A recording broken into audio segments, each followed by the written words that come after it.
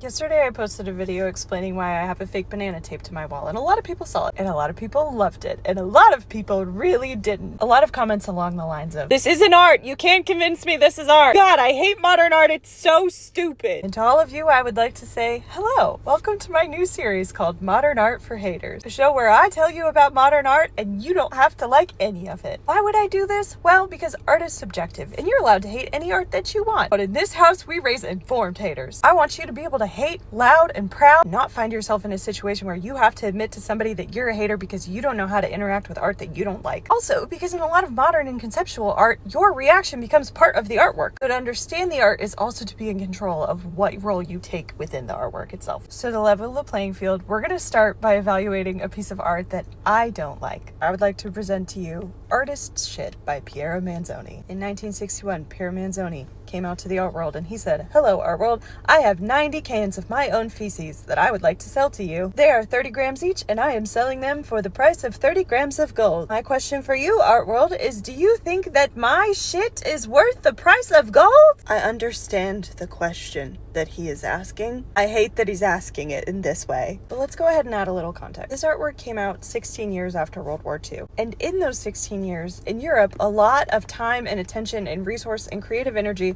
was spent rebuilding Europe. By necessity, the culture had to value efficiency and commodities and industry. And art for the sake of beauty kind of fell to the wayside a lot of the times. In addition to this, you had a lot of art collectors who kind of became obsessed with this idea of artist celebrity and the idea that owning a piece of art was like owning a piece of the artist. And it didn't seem to matter what that piece was. Piero Manzoni saw this and he said, "Bet. I think if I sold these people my own shit, they would buy it." And guess what? They did. And now some of these cans are worth hundreds of thousands of dollars. But listen, I didn't know all this when I first looked at one of these cans. So my first reaction was, ew! But then my second reaction was, wait, is there really shit in those cans? And guess what?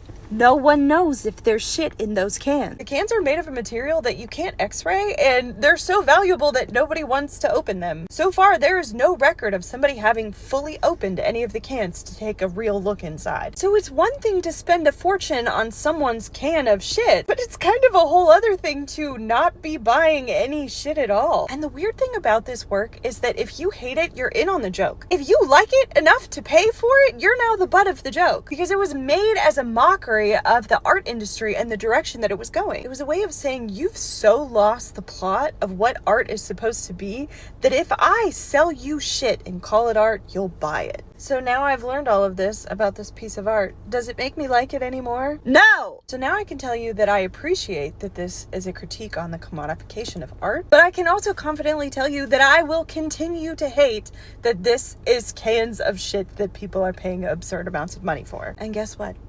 I get to hate that forever, and so can you. Thank you for staying. Thank you for playing. I'll be back next time with a work of art that I actually like. We'll see if you like it or hate it. Who knows?